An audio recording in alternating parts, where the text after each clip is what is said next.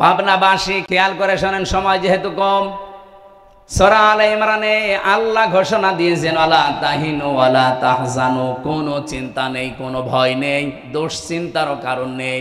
ওয়া আনতুমুল আ'লাউনা, শব্দ ছিল আনতুম আ'লাউনা, মাঝখানে আলিফ লাম দেওয়া আছে কেন? আমি আরবি গ্রামার পড়তে গিয়ে দেখেছি, মুবতাদা যদি নির্দিষ্ট হয়, মারেফা হয়, খবর হবে অনির্দিষ্ট নাকেরা। কিন্তু এখানে আল্লাহ খবরের আগে আলিফ লাম দিয়ে এইটাও মারেফা বানিয়ে দিয়েছেন। খবর যদি কোনো সময় মারেফা হয়ে যায়, ইফিদুল হাসরা, হাসরের ফায়দা দেয়, বাংলা অর্থ দাঁড়ায় হবেই। আল্লাহ পাক বলেন তোমরা বিজয়ী হবে না, হবেই। শেষে হর্ষাই আছে। একটা শর্ত শুধু দিলাম, ইন কুনতুম মুমিনিন, যদি মুমিন হতে পারো। সুতরাং এবার আমরা এই দেশে দেখতে পাচ্ছি, মুমিন যেভাবে তাদের ঈমানকে সংরক্ষণ করার জন্য তাদের ওয়াদাকে ঠিক মতো জায়গায় দেওয়া আরম্ভ করেছে, এভাবে যদি অব্যাহত থাকে, এই দেশে ইসলাম ছাড়া কেউ সংসদে যাবে না। আমাদের উচিত শুধু ঈমানদার হওয়া। বলেন তো বিজয় দেওয়ার মালিককে? আরো জোরে বলেন। ঈমানদার হওয়ার মালিককে? বলছে আল্লাহ। আল্লাহ ঈমানদার হবে? আল্লাহ তো ঈমানদার আছে, আল্লাহর নামই মুমিন। ঈমানদার হওয়ার মালিক আল্লাহ না, ঈমানদার হওয়ার মালিক আমরা। আমরা যদি নির্ভেজাল ঈমান আনতে পারি, মাস্ট বি, এখানে যারা এখনো দোদুল্যমান অবস্থায় আছেন, অমাই ইয়াকফুর বিল ঈমানি ফাকাদ ইসতামসাকা বিল উরওয়াতিল ওয়াসকা লা ইনফিসামা লাহা ওয়াল্লাহু সামিউন আলীম। ফামান ইয়াকফুর বিত-তাগুতি ওয়া ইউমিন বিল্লাহ। বাংলাদেশের এই পজিশনে আয়াতটা এখন খুব দরকার। অনেক মানুষ এখনো দোদুল্যমান অবস্থায় আছেন, ঈমানও এনেছেন, কুফরি কাজও করেন। তাদের বলছি, আপনি যদি সত্যি ঈমান আনতে চান, পয়লা নাম্বারে আপনাকে তাগুত ছেড়ে দেওয়া লাগবে। আজ বাংলাদেশে দল দুইটা, আমি ওপেন বলি, এদেশে আল্লাহর দল আর শয়তানের দল, মাঝখানে আর কিছু নেই। আপনি যদিও মনে করেন না মাঝামাঝি কিছু আছে, কিচ্ছু নেই। একটা হচ্ছে আল্লাহর দল আর একটা শয়তানের দল। ইসলাম যারা যে দেশে কায়েম করতে চায়, এক নম্বরে তারা আল্লাহর দল। ইসলামের বাইরে যারা অন্য আইনে দেশে কায়েম করতে চায়, বাংলায় বলছি তারা শয়তানের দল। সে যে নামে আসুক না কেন, যাদের উদ্দেশ্য এইটা যে আমরা মানুষের তৈরি করা আইন কায়েম করব, এটা শয়তানের দল। আর আপনি বিশ্বাস করতে পারেন শয়তানের দল জীবনেও সাকসেস হবে না। উলাইকা হিজবুশ শাইতান উলাইকা হুমুল খাসিরুন। শয়তানের দল এরা হচ্ছে ক্ষতিগ্রস্ত। উলাইকা হিজবুল্লাহ উলাইকা হুমুল মুফলিহুন। আল্লাহর দল যারা, এরা সফল কাম। জোরে বলেন সুবহানাল্লাহ। এই জন্য এই দলে যারা আছেন, নিজেদেরকে হীনমন্যতায় ভোগাবেন না, ছোট ভাববেন না। আল্লাহ পাক আপনাকে ভালোবেসেছেন, পছন্দ করেছেন, এই জন্য আপনাকে দিয়ে তার একামতে দ্বীনের কাজ করাচ্ছেন। এটাকে আমি বানিয়ে বলছি। সূরা শুরার 13 নম্বর আয়াতের শেষের দিকে দেখেন, আল্লাহু ইয়াজতাবি ইলাইহি মাইয়াশা ওয়া ইয়াহদি ইলাইহি মাইয়ুনিব। আল্লাহ পাক বলেন, আমি আল্লাহ যাকে পছন্দ করি, যাকে নির্বাচিত করি, যাকে মনোনীত করি। কাকে করি? ওয়া ইয়াহদি ইলাইহি মাইয়ুনিব, যে লোকটা আমি আল্লাহর দিকে মন থেকে ফিরে আসতে চাই। সুতরাং এই দেশে এখন যে অবস্থা আরম্ভ হয়েছে, আপনি দিনের দিকে যারা একামতে দিন এদেশে কায়েম করতে চায়, আল্লাহর দিন, আপনি চোখ কান বুঝে চলে আসেন, একেবারে ফিরে আসেন জীবনের মতো আল্লাহর জন্যে। দেখবেন আপনাকে আল্লাহ নির্বাচিত করে নেবে তার দিন কায়েমের কর্মী হিসাবে। হ্যাঁ, কথা বলেন এখন। 18 কোটি মানুষ এই দেশে এখন। 1 তারিখের জরিপ পড়ছিলাম, বাংলাদেশে এখন প্রায় 7,20,00,000 মানুষ চাচ্ছে দেশে আল্লাহর দিন কায়েম হোক। বাকি এখনো যারা আসতে পারেন নাই ফিরে আসেন, আপনিও যেন এই দলে সামিল হয়ে যে আল্লাহর মনোনীত নির্বাচিত পছন্দনীয় হতে পারেন। হ্যাঁ, এই কথা বললে কারা আসে না রাগ করে আল্লাহ তাও জানিয়েছেন আগের শব্দে, কাবর আলাল মুশরিকিনা মা তাদউহুম ইলাই। রব্বুল আলামিন বলেন, হে নবী, আপনি যেদিকে মানুষকে ডাকেন এই কথাটা শুনলে সবচাইতে বেশি মন খারাপ করে, খারাপ লাগে, কষ্ট পায়, রাগ হয় মুশরিকদের। কি কথা বলেন না কেন? আলেমরা যারা এদিকে আজ বাংলাদেশে মানুষকে ডাকে দিন কায়েম করার জন্যে, খেদমতে দিন না, একামতে দিন। আমি আবার বলছি, এই বাংলাদেশে দুইটা পদ্ধতি চলছে, একটা খেদমতে দিন আর একটা একামতে দিন। আল্লাহ পাক এখানে আগের শব্দে দিয়েছেন আনাকিমুদ্দিন ওয়ালা তাতাফাররাকু ফি। দিন কায়েম করো, এ বিষয়ে কোনো মত পার্থক্য করবা না। এই আয়াতগুলোর সারমর্ম আমি এটা পেয়েছি, একামতে দিন যারা কায়েম করতে চায় এই কথাগুলো শুনলে সবচাইতে বেশি মন খারাপ হয়, খারাপ লাগে, রাগ করবে মুশরিকরা। সুতরাং আমরা দিন কায়েমের কথা বললে যাদের রাগ হয় তারা যেন বিশ্বাস করে তাদের জান্নাত, তাদের দ্বারা কোনো না কোনো ভাবে শিরিক হচ্ছে, আর শিরিক হলে লোকটা মুশরিক। এক কথা বলেন না কেন? বাংলাদেশে বহু ইমাম সাহেবকে আমি দেখেছি, তারা একামতে দিন বাদ দিয়ে শুধু খেদমতে দিন নিয়ে আসেন। আরে ভাই, খেদমতে দিন তো মাস্ট বি করাই লাগবে। একামতে দিনের কথা বললে আপনারও যদি রাগ হয়, আপনি ইমাম তাতে কি, আপনি বিশ্বাস করতে পারেন আপনার ভেতরে শিরিক আছে। কারণ কাবর আলাল মুশরিকিন মা তাদউহুম ইলাইহি। হে নবী, আপনি যেদিকে মানুষকে ডাকেন একামতে দিনের জন্য, দিন কায়েমের জন্য, এটা তো শুনলে মন খারাপ হবে, রাগ হবে মুশরিকদের। আপনি কি মুশরিক? আমি তো আমার বাবার বিধান কায়েম করার জন্য আপনাকে বলি না, আমার দাদার বিধান কায়েমের জন্য আপনাকে বলি না। আমার এই 33 বছর বয়সের ভেতরে আজ প্রায় 10 বছর আমি কোরআন দিয়ে মানুষকে ডাকি। আমার প্রতিটা ডাকের সারমর্ম এই যে আসেন আল্লাহর বিধান কায়েম করি। আর এটা শুনলে যাদের রাগ হয়, যারা এটাকে রাজনীতি মনে করে, আপনাদের পাশের থানা ঈশ্বরদী, আজকে 11 তারিখ 9 তারিখ আমার অনুষ্ঠান ছিল ওই থানার ভেতরে। একজন বলেছে না, উনি আসলেই শুধু রাজনৈতিক কথা বলে না, কি যেন আল্লাহর এক নবীর নামে নাম তার, সে যাই হোক, উনি এই কথা বলতে চেয়েছে যে না, উনি রাজনৈতিক কথা বলবে কেন? আরে ভাই, আমি কি রাজনৈতিক কথাগুলো আমি বানিয়ে বলি? বলেন, আপনার পেটের উপরে পাড়া দিলেও তো আপনি কোরআন এক রাজনীতি আছে কিনা বলতে পারবেন না। যদি আমারে বাধা দিত, নিষেধ করতো, আমি মেনে নিতাম। আপনি কেন ফতোয়া দেন? অথচ দিন কায়েমের কথা বললে ফতোয়া দেওয়াও নিষেধ।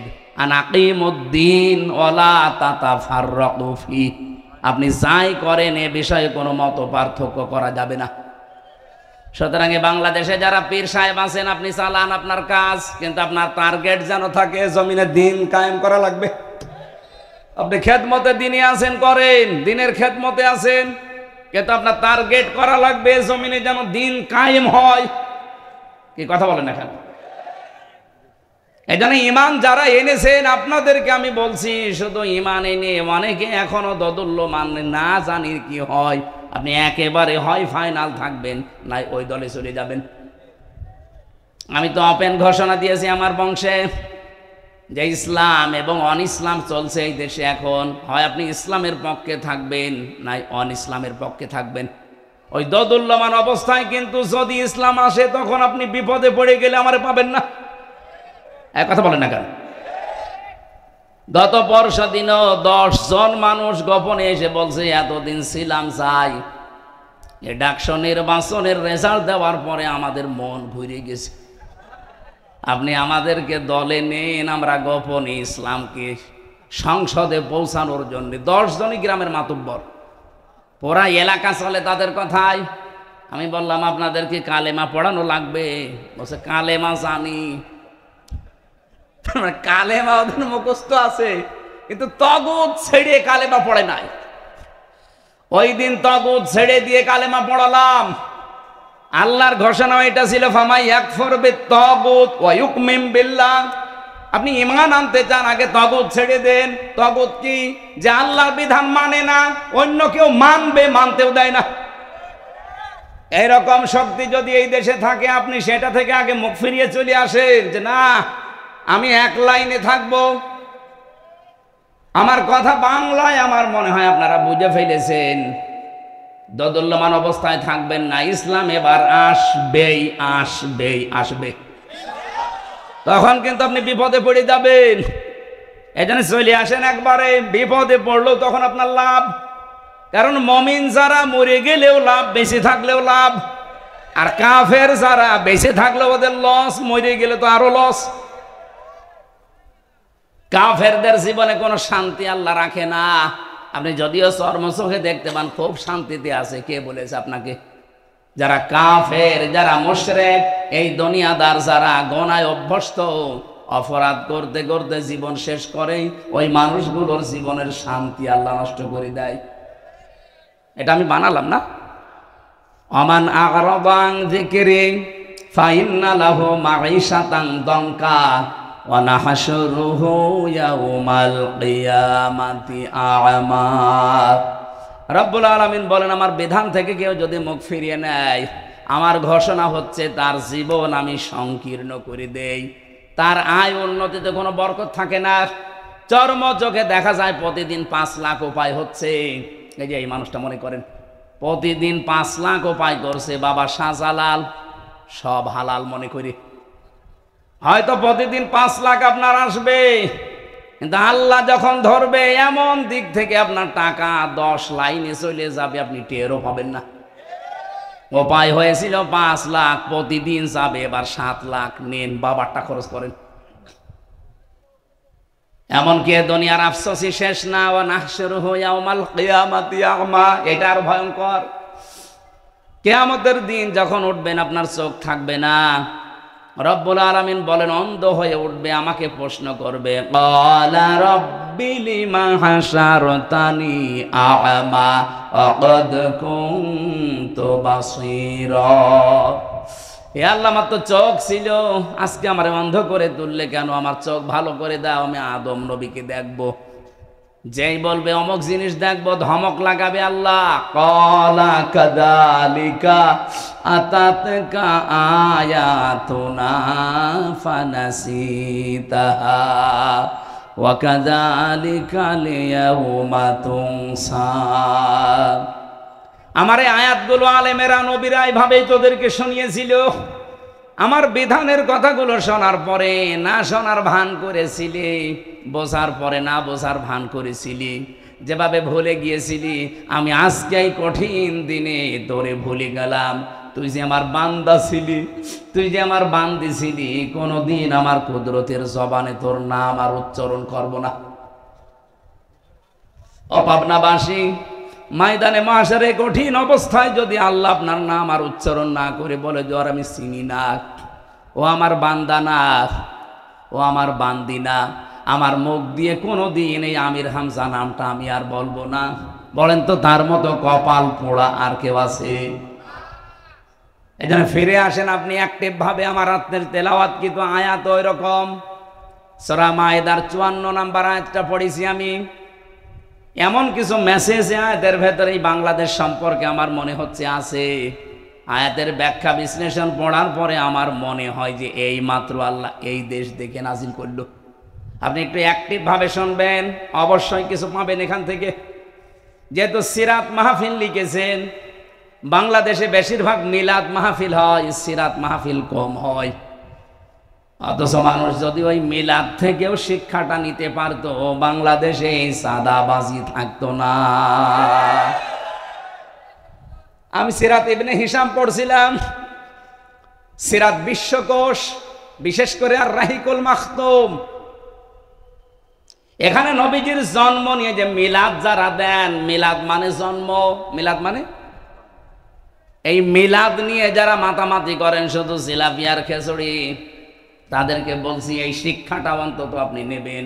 মিলাদ আপনি দেন, আমি নিষেধ করছি না, কিন্তু শিক্ষাটা নেন। মিলাদ মানে জন্ম, নবীজি জন্ম নিয়ে কি করেছিলেন। ঐতিহাসিক যারা তারা লিখছে নবীজি জন্মের পরেই 3 জন মহিলার দুধ পান করেছিলেন। 1 নম্বরে আমেনা, 2 নম্বরে উম্মে আইমান, 3 নম্বরে হযরতে হালিমাতুস সাদিয়া রাদিয়াল্লাহু তাআলা আনহা। হযরতে হালিমা বলেন আমি ওই সময় মুশরিকা ছিলাম। মুহাম্মদকে কোলে তুলে নেওয়ার পরে আমি ডান স্তন তারে দিলাম, সে পান করেছে। বাম স্তন তারে দিলাম, সে সঙ্গে সঙ্গে মুখ বের করে দিয়েছে। 1 বার 2 বার 3 বার আমি মুখ লাগালাম, 3 বারই সে বের করে দিল। জোর করে মুখ লাগাতে চাই, বের করে দেয়। আমার চোখের দিকে ইশারা দিয়ে, মানে চোখে চোখে যেন আমাকে বোঝাতে চায়, মা হালিমা জোর করেন কেন? আমার ডান স্তন অধিকার ছিল, হক ছিল, আমি পান করেছি। বাম স্তন এটা আমার অধিকার না, আমার হক না। আমি জানি আপনার সন্তান আছে, দুধ ভাই আমার, সেটা আব্দুল্লাহ। আমি দুনিয়ায় ভাইয়ের হক নষ্ট করার জন্য আসি নাই, এসেছি ভাইয়ের হক ফিরিয়ে দেওয়ার জন্যে। পাবনাবাসী, এটা রেকর্ড হচ্ছে, যেই নবী এই রবিউল আউয়াল মাসে জন্ম নিয়ে মায়ের কোলে বসে ভাইয়ের হক ফিরিয়ে দেয়, সেই নবীর উম্মত আমরা যত বড় হচ্ছি ভাইয়ের হক মারার জম হচ্ছি। এখানে নবীজি শুধু দুধ ভাই আর আপন ভাই না, আল মুসলিম আখুল মুসলিম, মুসলমান মুসলমানের ভাই। আপনি কোন কারণে এক ভাই আর এক ভাইয়ের কাছে চাঁদাবাজি করে ওর সম্পদ নিজের কাছে রেখে দেন? আপনি কি জানেন আপনি কি হয়ে গেছেন অলরেডি? এটা আবি যাররিন রাদিয়াল্লাহু তাআলা আনহু قال قال النبي صلى الله عليه وسلم من ادعى ما ليس له فليس منا وليتبوأ مقعده من النار। মুসলিম শরীফের হাদিস। আমি কি বানালাম? বিশ্বনবী বলেন যেই জিনিস তোর না, ওই জিনিস যদি কারো কাছ থেকে জোর করে জবরদস্তি করে যেভাবেই হোক নিজের দখলে কেউ রেখে দেয়, 2টা শাস্তি তার শুরু হবে। 1 নম্বরে ফালাইসা মিন্না, ওই দিন থেকে সে আর নবীর উম্মত নেই। 2 নম্বরে ওয়ালিয়াতা বাওয়া মাকআদাহু মিনান নার, সে যেন জাহান্নামে নিজের একটা স্থান বরাদ্দ করে নিল। আমার তো মনে হচ্ছে 1 বছর 1 মাসের ভেতরে বহু মানুষ চাঁদাবাজি করে নবীর উম্মত থেকে বের হয়ে গেছে। আপনি যার সম্পদ নিলেন চাঁদাবাজি করে, ওটার মালিক কি আপনি? বলেন। হ্যাঁ, এখানে ব্যাখ্যায় একটা কথা পেয়েছি, জিনিসটা যদি আপনারই হয় আর আপনি যদি ওটা ফেরত পান, তাহলে এই হাদিসের যে শাস্তি তার আওতা মুক্ত থাকবেন। বোঝেননি? বুঝেছেন কি বললাম? বলেন তো।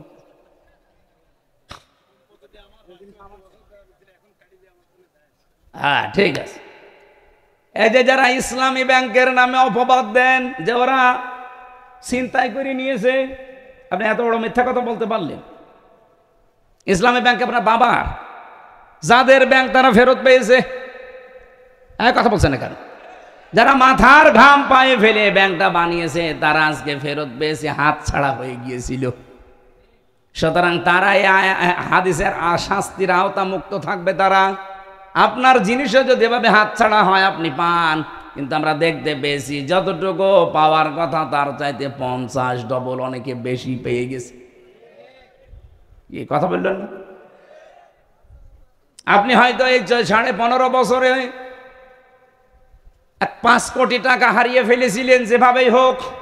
এখন তো দেখলাম 1 বছর 1 মাসে আপনি 100 কোটি টাকার মালিক। সব ফেরেশতা জিবরাইল দিয়ে গেল। যেভাবেই করেছেন আপনার গায়ে গেলে আমার কিছু করার নেই, হাদিস মাত দিয়ে দেন। আপনি কিন্তু এখন যতই মুখ জোর করেন না কেন, আপনি নবীর উম্মত আর নেই। হ্যাঁ, কথা বলা লাগবে ভাই। আমি যদি কিছু বানিয়ে বলি, আমার নিজের রায় দেই, তাহলে আপনি প্রোটেস্ট করেন। একটা কথাও বানানো না, সব আমার পড়া। 2 নম্বরে এটা আরো কঠিন, ওয়ালিয়াতা বাওয়া মাকআদাহু মিনান নার, সে যেন অলরেডি জাহান্নামে নিজের একটা স্থান বরাদ্দ করে রেখে দিয়েছে। আমার তো হাদিস পড়ার পরে মনে হয় বাংলাদেশে বহু মানুষ অলরেডি জাহান্নামে যাবে বলে লিখিত দিয়ে দিয়েছে। আমরা যেন না চাই, আল্লাহ আমাদেরকে তুমি বাঁচাও। দুনিয়াতে দরকার আমরা কারাগারের মতো থাকবো, এর পরেও যেন আমরা জাহান্নামে স্থান বরাদ্দ না করি। সকলে বলেন আমিন। তাহলে নবীজির এই মিলাদের শিক্ষাটা আজ পর্যন্ত আমরা নিতে পারিনি। যদি নিতে পারতাম, বাংলাদেশে এই চাঁদাবাজি নামক এই অভিশাপ বন্ধ হয়ে যেত।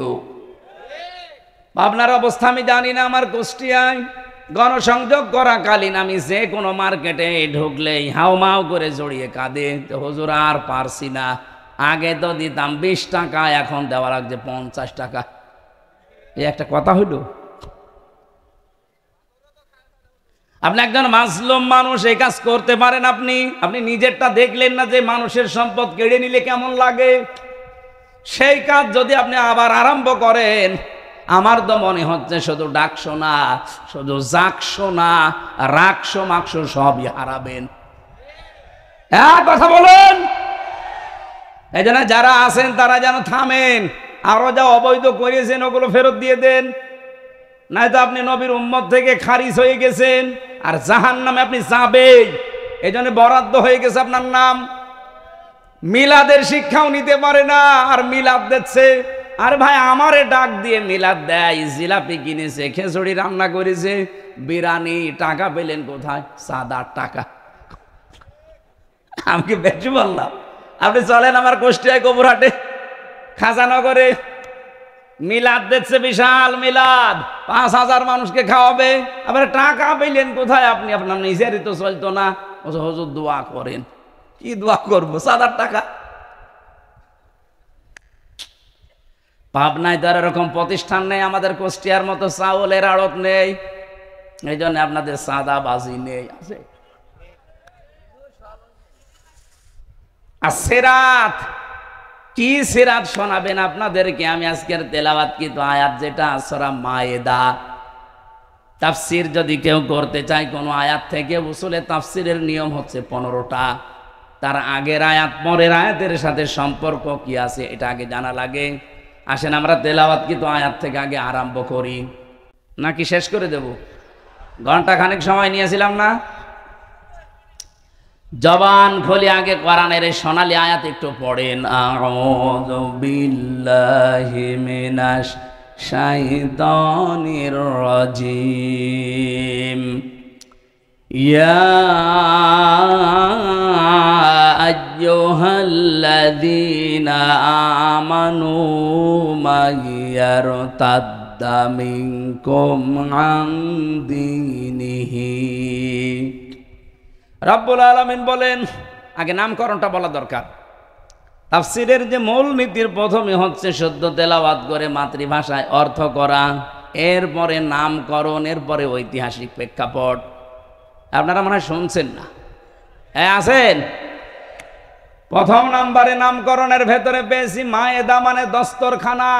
মায়েদা মানে তামাম পৃথিবী আমাদের জন্য আল্লাহ দস্তরখানা বানিয়ে রেখেছেন। আপনি তাকান, কোন দিকে তাকাবেন সেই দিকে আল্লাহ রিজিক ছিটিয়ে রেখেছেন। যেখানেই তাকাবেন সেখানেই রিজিক।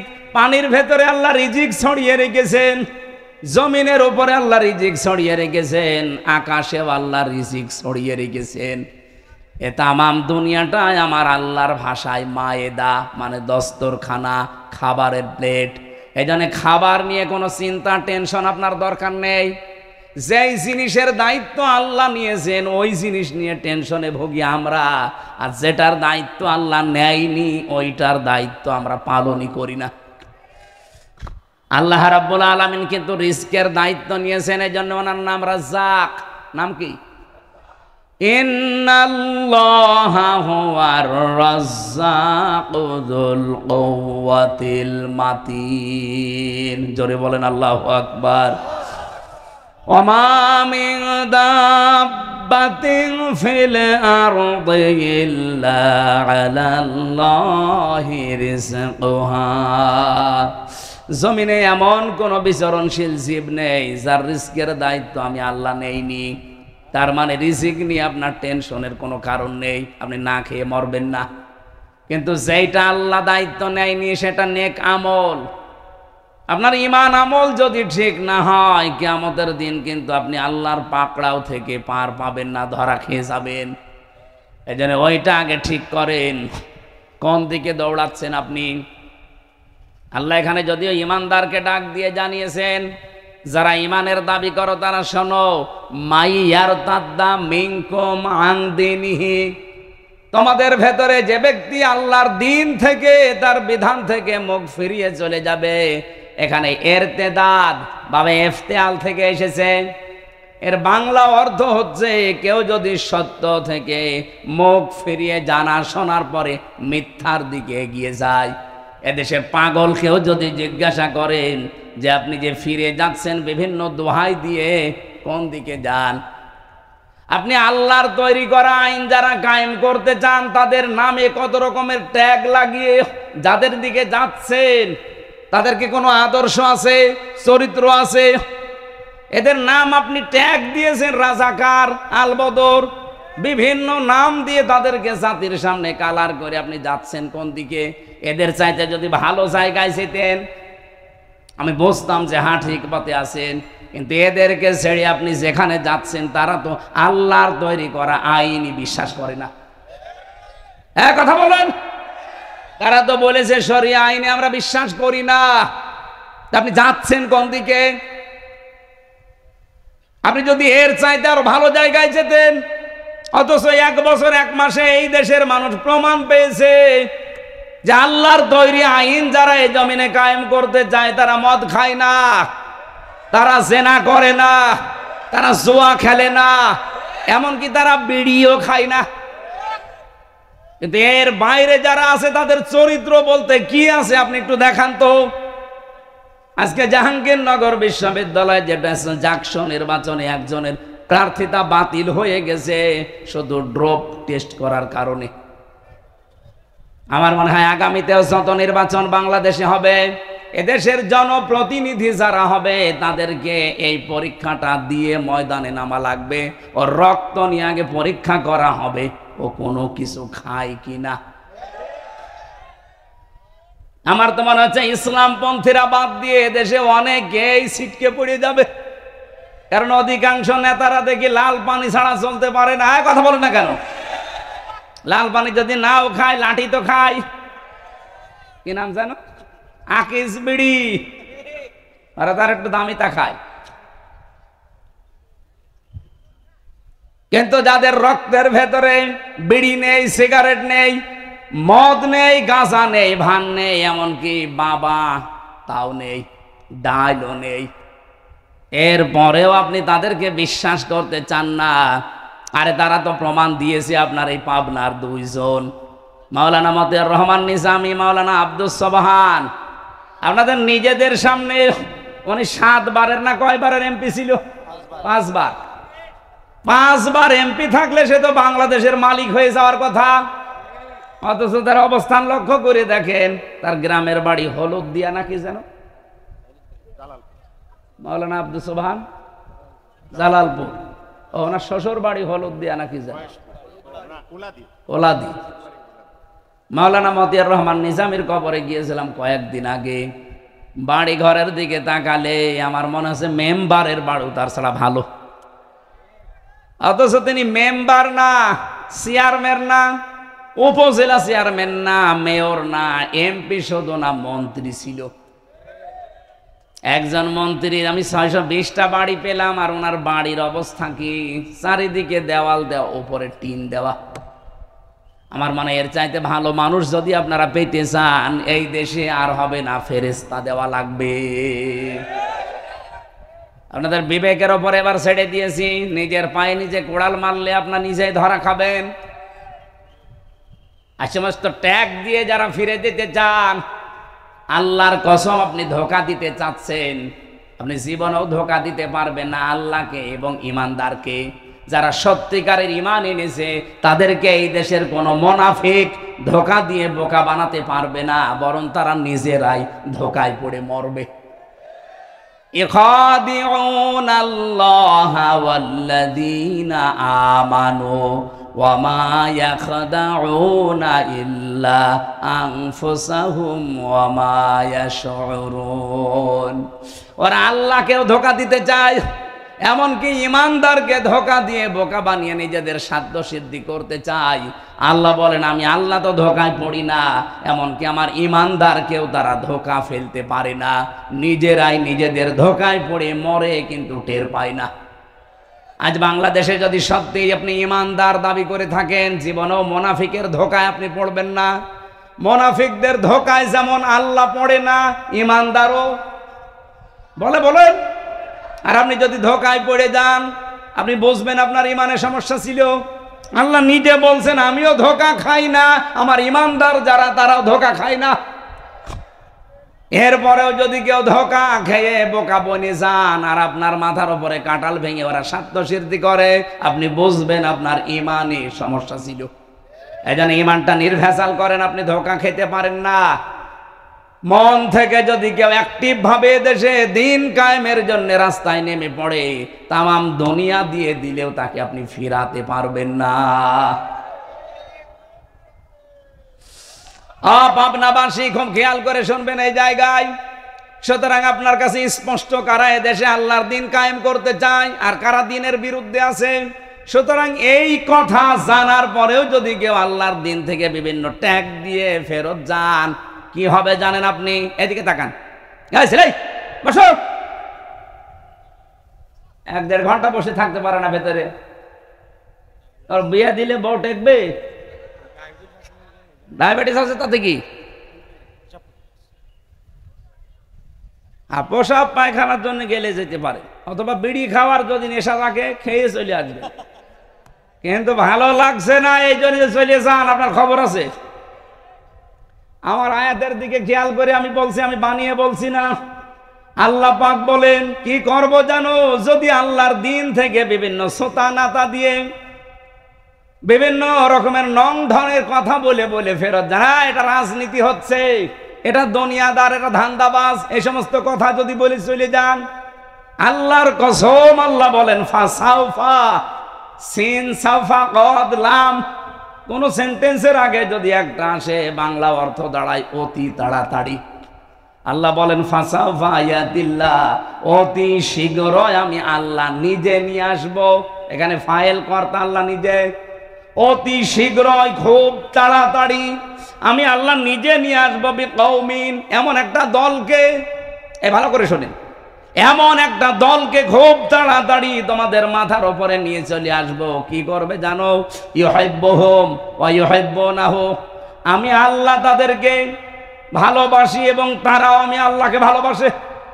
আমার তো মনে হচ্ছে আয়াত পড়ার পরে আজ যারা আল্লাহর দিন কায়েম করতে চায় তাদের থেকে মুখ ফিরিয়ে চলে যাচ্ছেন। দেখেন অতি তাড়াতাড়ি আল্লাহ তাদেরকে এই জমিনে এমন একটা দল তাদের মাথার উপরে নিয়ে আসবে যারা আল্লাহকে ভালোবাসে, আল্লাহও তাদেরকে ভালোবাসে। এই দেশে মনে হচ্ছে তারা জামাত ইসলামী বাংলাদেশ। আপনি আয়াতটা মিলাতে না পারলে নিয়ে আসেন, কোন আলেম নিয়ে আসবেন নিয়ে আসেন। আমি তো বুঝে ফেলেছি এইটাই। এখন রাম আর বাম পাড়ায় আগুন জ্বলছে, যে হইল কি? আমার দাদা তো আমি জেলখানায় থাকতে পটল তুলেছে, মরে গেছে, আওয়ামী লীগ করতে গিয়েছে, অসুবিধা নেই। তখনই আমার একটা গল্প শুনিয়েছি যে ছোটবেলায়, বলছে এক লোক মার্কেটে যাবে বাজার করতে, নদী পার হয়ে যাওয়া লাগে, এই যে গড়াই নদী মনে করে, পদ্মা নদী না। ছেলে মেয়ে দুইটা বলছে আপা নৌকা নিয়ে যাচ্ছেন, আমাদেরকেও নিয়ে যান। বউ বলছে আমারেও নিয়ে চলো। সবাইকে নিয়ে যাচ্ছে বাজারে। মাঝ পথে নদী অশান্ত হয়ে ঢেউ উঠে গেছে, নৌকা ডুবে। ছেলে মেয়ে গেছে হারিয়ে, বউ গেছে ডুবে। বহু কষ্ট করে এদিক ওদিক করে ডাঙ্গায় গেছে। লোকজন আশপাশ দিয়ে যায়, বলে ভাই চিন্তা করবেন না, কোনো আফসোস নেই আপনার, আপনাকে আবার আমরা বিয়ে দেব, আবার বউ পাবেন, আপনার কোনো ভাবা চিন্তার দরকার নেই, আবার ছেলে মেয়ে হবে।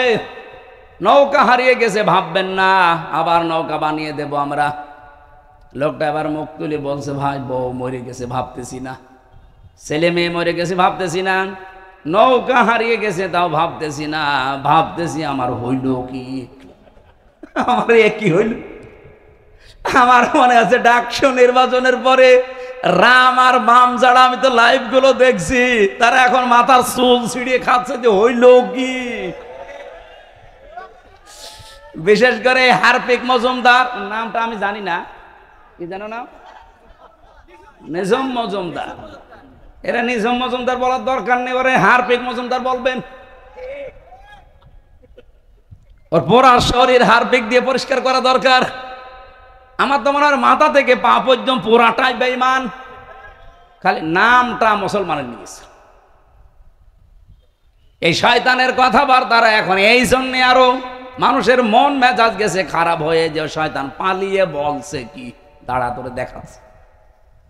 সারা রাম আর বাম পাড়া যারা, বিশেষ করে আধিপত্যবাদ যারা কায়েম করতে চায়, তারা এখন অলরেডি হাফ পাগল হয়ে গেছে। আমার মনে হয় পাবনা জেলা আমার সামনে আরো বড় করা লাগবে। কি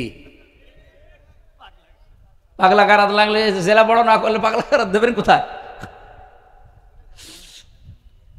সেদিন কিছু গালাগালি দেখে বলেছিলাম, ওদের ওপর রাগ করে না। আগস্টের 5 তারিখের পর থেকে যেভাবে গালাগালি শুরু হয়েছে শুধু গোপালগঞ্জ নিয়ে, ম্যাডাম সিয়া তো বলেছিল যে এ জেলাই পাল্টিয়ে দেব, তাই বলেছিল না? আর আমি একটু শখ করে বলেছিলাম যে এত গালাগালি ওরা খায়, ওদের মানচিত্রে রাখার দরকার নেই। ওদিকে নড়াইল, এদিকে ফরিদপুর, আর এদিকে মাদারীপুর, যেহেতু 3টা আসন আছে, 3 জেলায় ভাগ করে দেন, ওদের জেলা গায়েব হয়ে যাবে। কথা কি খারাপ? তাহলে আপনি আর গাইল খাবেন না।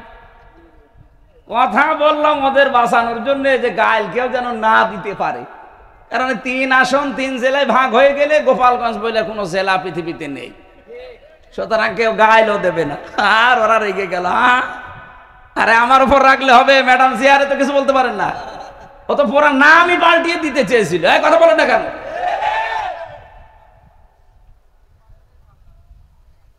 মত বিগয়সি কম পড়েছি কোরআনে, যে ওরা মরবে, হিংসায় জ্বলে পুড়ে মরবে। যা আরম্ভ হয়েছে বাংলাদেশের মানুষ যা দেখাচ্ছে, এদেশে রাম বাম আর অন্য কোন দেশের আধিপত্য যারা কায়েম করতে চায় তাদের আর স্থান হবে না। এই কথা বলেন না কেন? এই দেশ চলবে মানুষের, এই বিশেষ করে এই 24-এর সিদ্ধান্ত অনুযায়ী। আমি 47 দেখিনি, আমি 52 দেখিনি, আমি 71 দেখিনি, কিন্তু অস্বীকার করি না। যেটা দেখেছি এই 24 এই অনুযায়ী দেশ চললে আমার মনে হয় দেশটা শান্ত থাকবে। তো দেখেছি দেশ চালিয়ে ওগুলোর চেতনা কাজে লাগিয়ে দেশটা বিক্রি করার পায়তারা ছিল। 24 যারা ধারণ করে এই মানুষগুলো জীবন থাকতে দেশ বিক্রি হতে বলেন বলেন। এই জন্য আগামীর সিদ্ধান্ত কিন্তু একটু কঠিন। বদরের ময়দান আমরা দেখিনি, কিন্তু আগামীতে হয়তো বদরের ময়দান আসতেছে। বদরের ময়দানে নবীজি বলেছিলেন আমার কেমন যেন লাগছে, কারণ বাবার বিরুদ্ধে ছেলে অস্ত্র ধরবে, স্বামীর বিরুদ্ধে স্ত্রী অস্ত্র ধরবে, দোলা ভাইয়ের বিরুদ্ধে শালা অস্ত্র ধরবে। এরকম কঠিন ময়দান নবীজি নিজে ইতস্তত করছিলেন। সাহাবা একরামের মনের দিকে তাকিয়ে যে কি না কি হয়, একজন যুবক বললেন আপনি কোনো চিন্তা করবেন না। আমার মনে হয় বাংলাদেশে এই ময়দান সামনে এবার আসতেছে। বহু জেলায় কিন্তু স্ত্রী স্বামীর বিপক্ষে যাবে এবার। কথা বলেন না কেন?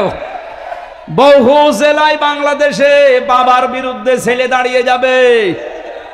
আমাদের চুয়াডাঙ্গার আলমডাঙ্গায় যিনি নমিনি, ওনার বাবা মানুষের তৈরি করা আইনের পক্ষে, আর উনি আল্লাহর তৈরি করা আইনের পক্ষে। আমার মনে হয় সে আবু বকর আর আবু বকরের সন্তানের মতো হয়ে গেছে। একই বাড়িতে আছে। হযরতে আবু বকর বাড়িতে যুদ্ধ করে যখন আসলেন, ছেলে আব্দুল্লাহ ডাক দিয়ে বলে বাবা আমি কিন্তু জিহাদের ময়দানে তোমারে 3 বার দেখেছিলাম, কিছু বলি নাই, মনে করলাম তুমি আমার বাবা, অন্য কেউ হলে আমি কেটে ফেলতাম। হযরতে আবু বকর খাবার খাচ্ছিলেন, খাবার রেখে দিয়ে হুঙ্কার দিলেন সন্তান 3 বার তুমি দেখার পরও কিছু বলো নাই, আল্লাহর কসম যুদ্ধের ময়দানে যদি তোমারে আমি 1 বার দেখতে পেতাম, একবারে আলাদা করে ফেলতাম। এবার আমার মনে হচ্ছে ময়দান সেইটাই ফিরে আসতেছে। আমি আগেই বলেছি এবার হয় আল্লাহর দল নাই শয়তানের দল। কথা বলুন। এজন্য যারা উল্টা পাল্টা করতে আসবেন তারা আগের থেকে সব কিছু থেকে বিদায় নিয়ে আসবেন। স্ত্রীর মহরণা যদি দিয়ে না থাকেন দিয়ে আসবেন, কারণ আপনি ফিরে যেতে নাও পারেন। আপনি দখল করতে আসবেন আর আমরা ছেড়ে দেব না। ওই ইমানদার এখন আর দেশে নেই, ইমানদার এখন হয়ে গেছে আবু বকরের মতো। বদর দেখিনি, কিন্তু বদর এবার দেখব। উহুদের ময়দান দেখিনি, এবার সামনে উহুদে দেশে দেখব, হয় ইসলাম থাকবে না ওরা থাকবে।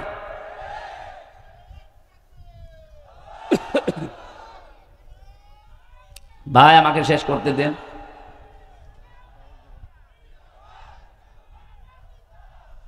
পাবনাবাসী রব্বুল আলামিন যেহেতু জানিয়েছে আমি আল্লাহ নিজে তাদেরকে নিয়ে আসব। হ্যাঁ, কি করবে তারা আপনি এবার মিলান। বাংলাদেশে ৭৩টা দল, কোরআনের আয়াতের সাথে কাদের জীবন চরিত্র কর্মপদ্ধতি মেলে আপনি দেখেন তো। আদিল্লাতিন আলাল মুমিনিনা আইজ্জাতিন আলাল কাফিরিন। রব্বুল আলামিন বলেন তাদের গুণাগুণ হচ্ছে দুনিয়ায় আদিল্লাতিন আলাল মুমিনিন, তারা মুমিনরা নিজেদের প্রতি রহম দিল। আপনি তাকান, বাংলাদেশে বাড়ি আপনার পাবনায়, আমার বাড়ি কুষ্টিয়া। এক জেলা থেকে আর এক জেলা ডিস্টেন্স একেবারে কম না। এখান থেকে আমার বাড়ি কমপক্ষে 50 কিলোমিটার। অথচ আমার মনে হয় যারা দিন কায়েম করতে চেষ্টা চালাচ্ছে এই দেশে, যেতে রেজাউল ভাই এই চেষ্টা করে, আমির হামজাও করে, আমার কাছে আমার মনে হয় আমার আপন ভাইয়ের চাইতে এটা মহাব্বতের বেশি। এটা তৈরি করে দিয়েছে কে? আজিল্লাতিন আলাল মুমিনিন। সারা বাংলাদেশে একই অবস্থা, এমনকি সারা দুনিয়ায়, সারা পৃথিবীর 257টা দেশে একই অবস্থা।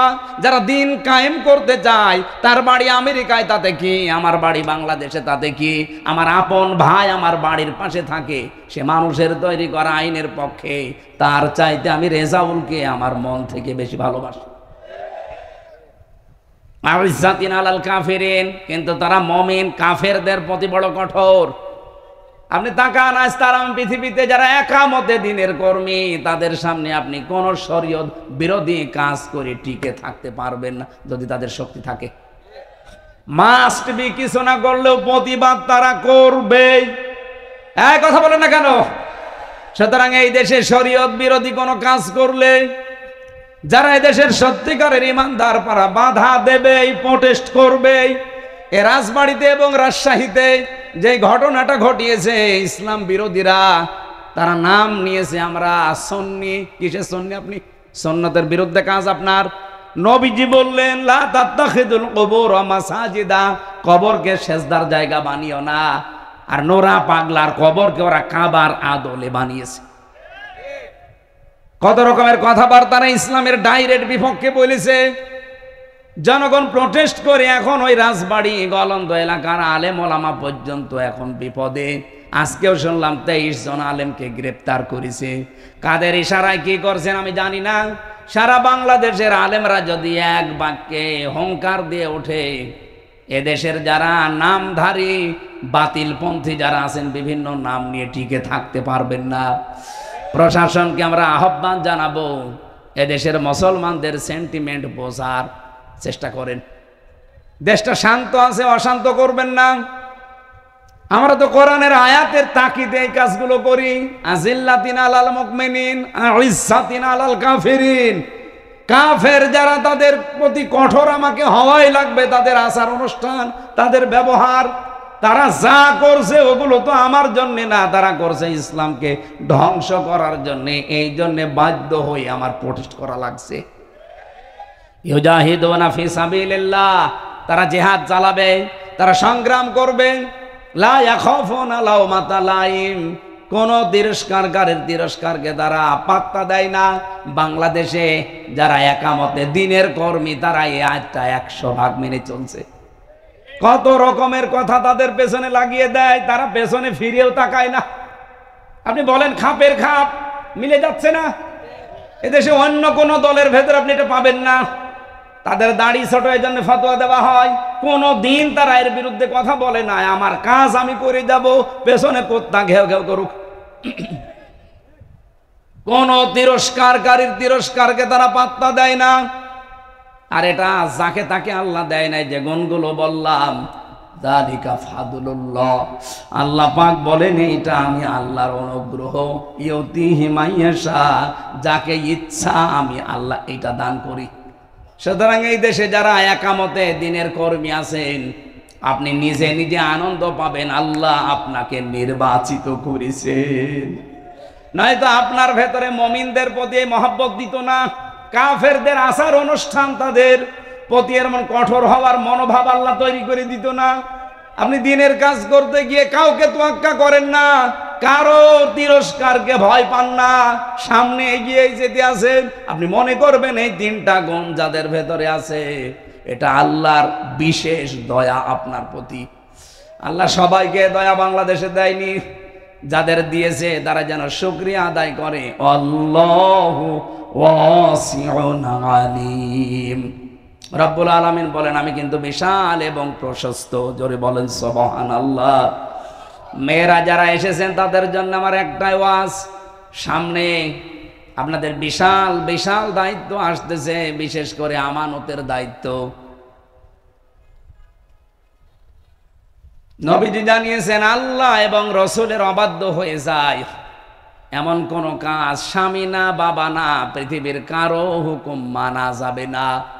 সামনে যেহেতু বলেই দিয়েছি, হয় আল্লাহর দল নাই শয়তানের দল, সুতরাং স্বামী হোক বাবা হোক ছেলে হোক কাউকে মানা যাবে না আল্লাহর বিপক্ষে রায় দিতে গিয়ে। এক কথা বলে না কেন? মেয়েরা যখন সাবালিকা হয়, সে 12 বছর হোক 13 বছর হোক 14 বছর হোক, যখন তাদের শরীর খারাপ হয়, এই দিন থেকে তাদের নামাজ এবং রোজা ফরজ। বাংলাদেশ জামাত ইসলামী থেকে যে 300 জনের নাম ঘোষণা দেওয়া হয়েছে নমিনি হিসাবে, এরা একটাও পদপ্রার্থী না। আমরা এখানে 3 জন অন্তত বসে আছি, আমরা 3 জনই নমিনি, আমরা কেউ পদপ্রার্থী না। আর আমরা নিজেরা জানতামও না যে আমাদের নাম ঘোষণা দেওয়া হবে। আপনি জিজ্ঞাসা করে দেখেন। অথচ এই পদটা পাওয়ার জন্য বাংলাদেশে অন্যান্য রাজনৈতিক দলে আপনি একটা দেখান, আমার তো মনে হয় অন্য দলের লোক এই পদ পাওয়ার জন্য মারামারি করে মরে যায়। এটা এই পাবনায় না থাকলেও কুষ্টিয়ায় আছে, আরো বেশি, বিশেষ করে আটঘরিয়া আর ঈশ্বরদী। দেখেন কি হয়। এই জন্যে আমরা এমপি পদপ্রার্থী না। লিকাইলা তাসাও আলা মা ফাতাকুম ওয়ালা তাফরাহু বিমা আতাকুম। কিছু পেলে আনন্দে আত্মহারা হয়ে যেও না, আবার কিছু হারিয়ে গেলে হায় হতাশ করবেন। আপনি এমপি কেন, এ বাংলাদেশের প্রধানমন্ত্রী না, সারা দুনিয়া দিয়ে দিলেও আমি সে হামজা আছি ওই হামজায়। আমার মনের ভেতরে এক বিন্দু অহংকারও নেই, আর আমার মনের ভেতরে এক কিছু হারানোর বেদনাও নেই। এই জন্য আমিরে জামাতের ঘোষণা বাংলাদেশে কেউ আজও দিতে পারেনি যে এই দল থেকে কেউ এমপি মন্ত্রী হলে তার 5 বছরে একটা টাকা বাড়বে না, আরো যা আছে কমে যাবে। আপনি অন্য কোনো দলের লোককে ঘোষণা দিতে বলেন তো, ওরা বলবে যে আমি এমপি দাঁড়াবো না। আমাকে বেশি বলছি না, এটাই বাস্তব। আমার আসনে যিনি আছে উনি ঘোষণা দিয়েছে যে আমি অন্তত 50 কোটি টাকা খরচ করব, তারপর ওই আসন আমার চাই। আপনার কি লাভ বলেন তো? আপনি যে 50 কোটি টাকা খরচ করবেন, আপনার কি লাভ?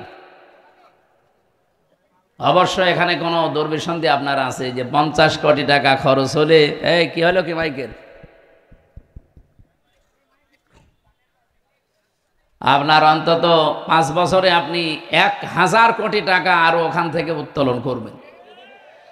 তা আমরা যারা এই ঘোষণা পেয়েছি নমিনি হিসাবে, আমাদের 1 টাকা খরচও নেই, 1 টাকা তোলার ধান্দাও নেই। এই জন্য মানুষ এখন অলরেডি বিশ্বাস আরম্ভ করেছি যে দেশটা অন্তত নিরাপদ এদের হাতে। যারা এই যে গলাবাসি করে, অনেকে তো বলছে যে দরকার হয় প্রসাব করবো, সব ভেসে চলে যাবে। তা আপনি এত এই 15 বছরে প্রসাব করতে পারেননি? এগুলো সব চাপাবাজি, গলাবাজি, এগুলো প্রতারণা, ধোকাবাজি ছাড়া আর কিচ্ছু না। এই 54 বছরে এরা জাতিকে ধোকা দিয়েছে বিভিন্ন কায়দায়, এবারও দিতে চাচ্ছে অনেকে। কিন্তু এই জাতি এখন আর ধোকায় পড়বে না। 9 সেপ্টেম্বর ডাকসু নির্বাচন তার প্রমাণ। কোথায় 14,500 প্রায়, আর এখানে 5,500। আপনি হিসাব করতে পারেন, 3 ডবল। আজকে জাহাঙ্গীরনগরে কি হয়েছে আমি জানি না, আশা করছি এইটাও এরকম হবে ইনশাআল্লাহ। সুতরাং আজকে যিনি নমিনি এই আসনের জন্য, একজন আলেম, একজন প্রিন্সিপাল, হাজার হাজার আলেম তৈরির কারখানা এই মাদ্রাসাটা না, দারুল আমান ট্রাস্ট। মাওলানা ইকবাল হোসাইন ভাই দামাত বারকাতুহুমুল আলিয়া, বলেন আমিন। এটা রেকর্ড হচ্ছে এই জন্য বললাম, সারা দেশে জামাত ইসলামী থেকে যারা নমিনি তাদেরকে এমপি পদপ্রার্থী বলবেন না। আমরা কেউ পদের জন্য প্রার্থী না, আর আমরা নিজেরা জানিও না। আপনি এ পর্যন্ত বিশ্বাস করেন কিনা বলেন তো? এ বাংলাদেশে শুধু একমাত্র দল জামাত ইসলামী, যারা পদের জন্য যদি কেউ বলে যে আমারে দেওয়া লাগবে, ও কিয়ামতের আগে পাবে না। আজকের মাহফিলে আমার আগে যিনি কথা বলছিলেন, বাংলাদেশ জামাত ইসলামী এই পাবনা বিশাল জেলা, এই জেলার সম্মানিত জেলা আমির, ইসলামিক চিন্তাবিদ, শিক্ষাবিদ অধ্যাপক আবু তালেব মন্ডল দামাত বারকাতুহুমুল আলিয়া, এখানে উপস্থিত আছেন বড় ভাই আব্দুল্লাহ, উপস্থিত হয়ে কথা বললেন অধ্যাপক রেজাউল করিম, জনাব ওমর ফারুক। যত মানুষের নাম দিয়েছে, এ তো পড়তে পড়তে আমার হাফ লেগে যাবে। একবারে দোয়া করে দিলাম, ভাই ওরফানা লাকা যিকরাক, এদের সম্মান মর্যাদা যার যতটুকু ঈমান এবং কাজ অনুযায়ী আল্লাহ যেন দান করেন। অনেকের ঈমান আছে কিন্তু ঈমানের দাবি অনুযায়ী আমল নেই। আমল মানে কি জানো? কাজ। বলেন বলেন। এমনকি অনেক ইমামেরও এখন ঈমান নেই। এখনো পর্যন্ত এই অবস্থা দেখি অনেক ইমামও এই টেনশনে আছে, যদি ইসলামের পক্ষে অ্যাক্টিভ ভাবে কিছু করি, আর যদি ইসলাম এবার না আসে তাহলে আমার ইমামতি থাকবে তো? আপনি ইমামতি নিয়ে আসেন, আর আপনার এই ধারণা কেন হয় যে এবার ইসলাম আসবে না? বলেন। ছেলে যদি এলাকার মাইকে ঘোষণা দেয় যে আমার বাবার সম্পদ আমি পাই কি না পাই, মানুষ তারে পাগল বলবে না? আর পাগল যদি একবার নাম হয়ে যায় তারে পাঠাবে কোথায়? আমার মনে হয় আপনাদের জেলায়ও পাগল আছে এবং তার নামও অলরেডি সারা দেশে ছড়িয়ে গেছে, তারেও এখানে রেখে দেওয়া দরকার। পাগল তো বাইরে থাকলে সমস্যা। ওদিকে কিশোরগঞ্জে একজন আছে, তার নামই পড়ে গেছে ফজু পাগলা। অনেক সেদিন দেখলাম লাইভ করে বলছে, আমার এই নামটা দিয়েছে মুফতি আমির হামজা কুষ্টিয়া, আমি নাকি ওনার নাম দিয়েছি। আপনি নিজে যে পাগল, পাগলও মনে হয় বলে না যে আমি পাগল। এক কথা বলে, আমি গিয়েছিলাম হিমায়তপুরে কিছুদিন আগে, দেখলাম পাগল অনেক নেই, অনেকে চলে গেছে। কর্তৃপক্ষ যেটা ছিল, আমি বললাম যে পাগল বছর হতো সব চলে গেছে, যদি পান পাঠাবেন। আমার মনে হয় এই যে নতুন নতুন যেগুলো তৈরি হচ্ছে এগুলো পাঠানো দরকার। এই জন্য ইমাম যারা আছেন, আলেম যারা আছেন, তাদের তো অন্তত এই যে ঝড় উঠেছে এই ঝড়ের দিকে তাকিয়ে অ্যাক্টিভ হওয়া দরকার আরো বেশি। আমরা যদি সত্যিই যেতে পারি ইসলাম নিয়ে, এবার সবচাইতে বেশি অধিকারের কথা বলবো আলেমদের। এই কথা বলেন না কেন? এরপরে যারা দায়িত্বে আছে জনগণের, প্রশাসনের, একটা বিরাট বৈষম্য চলছে প্রশাসনের। এই 54 বছরেও তারা অনেকেই এই কাজ করেনি। আমরা আগামী থেকে ইসলাম যদি নিতে পারি, ইনশাল্লাহ কথা দিতে পারি এগুলো করব। ভারতের মতো জায়গায়, বিশেষ করে পশ্চিমবঙ্গে, মমতা ব্যানার্জি একজন মহিলা হিন্দু, সে তার খতিবদের, ইমামদের, মুয়াজ্জিনদের, খাদেমদের 4 রকম জায়গায় সে বেতন দেয় রাষ্ট্রের পক্ষ থেকে। আর আমাদের 92% মুসলমান, আমরা এখনো এই 54 বছরে ইমামদের, খতিবদের, আলেমদের এই ব্যবস্থা করতে পারি নাই। এমনকি একটা দুঃখজনক সংবাদ, যিনি দায়িত্বে আছেন উনি 2 নবীর নাম নিয়ে বসে আছেন। ডক্টর মোহাম্মদ ইউনুস, কয় নবীর নাম? মোহাম্মদ একটা, ইউনুস একটা। অথচ গানের মাস্টার নিয়োগ দেওয়া হয়েছে এই দেশে 1 থেকে 5 পর্যন্ত। একটা আলেম নিয়োগ দেওয়া হয়নি ধর্মীয় শিক্ষক হিসাবে। কথা বলেন না কেন? এই দাবি আমরা জানাই, যিনি আছেন উনি তো ঘোষণা দিয়েছে যে ফেব্রুয়ারির 12 তারিখে উনি নির্বাচন দিয়ে বিদায় নিয়ে চলে যাবেন, যান। কিন্তু এমন একটা কিছু করে যান আপনি যেন অমর হয়ে থাকতে পারেন। 92% মুসলমানের এই দেশে আমাদের সবার দাবি এইটা, আপনি অন্তত যাওয়ার আগে 1 থেকে 5 পর্যন্ত ধর্মীয় একজন শিক্ষক মাওলানা নিয়োগ দিয়ে যান। এ দাবি করেন না আপনারা? কারা কারা করেন দেখি, লিল্লাহে তাকবীর। দেখেন তো হাত তোলেনি কে? দেখেন, আলহামদুলিল্লাহ। এটা ওনার কান পর্যন্ত যদি নাও যায় আরো সে চলে গেছে। ইব্রাহিম আলাইহিস সালামের পক্ষে একটা ব্যাঙ থাকার কারণে তার প্রসাব পাক হয়ে গেছে। আমরা কোরআনের পক্ষে আছি আজকে, যে হাত তুললাম কিয়ামতের দিন এটা যেন নাজাতের কারণ হয়।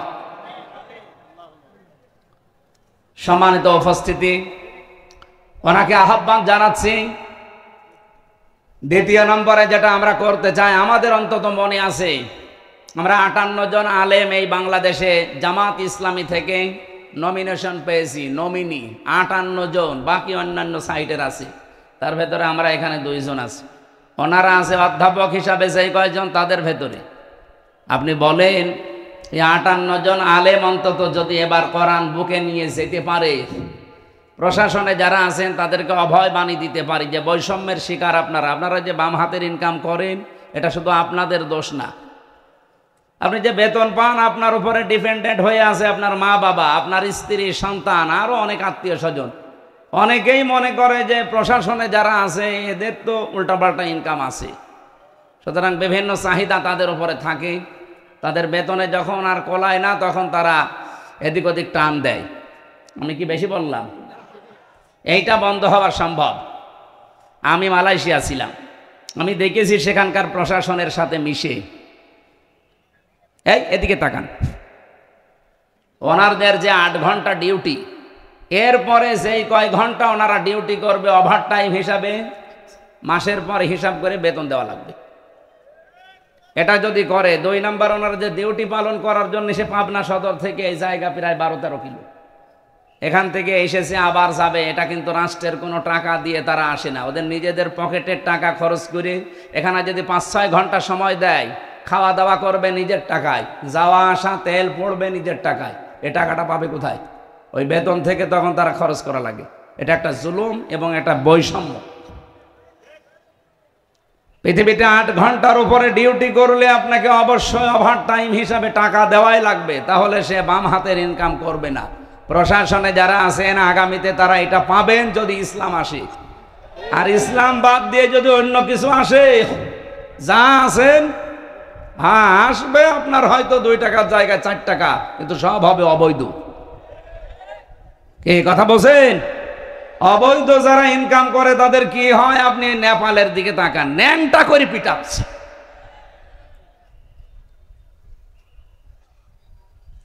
সেদিন সিঙ্গাপুরে এক হোটেলে উঠেছিলাম, নিচে নেমে দেখি 2 জন বসে বসে চা খাচ্ছে। কি আপনারা এখানে? হুজুর আমরা আগেই পালিয়েছি। আপনারা পালাইলেন কেন? যার সাথে দেখা হয়েছিল তার 620টা বাড়ি, চট্টগ্রামে বাড়ি, মন্ত্রী ছিল। আপনাদের ডিলো ছিল, ডিলো মরে যাওয়ার পরে তারে দিয়েছিল। 620টা বাড়ি, ওই দেশেও তার বাড়ি আছে। মালয়েশিয়া আছে সাহেব পাড়া, কানাডায় আছে বেগম পাড়া। বাংলাদেশে যত বাড়ি ছিল জনগণ তো আগুন লাগিয়ে দিয়েছে, শেষ করে দিয়েছে। বাইরের দেশের বাড়িতেও থাকতে পারে না, তালা লাগানো, থাকে হোটেলে।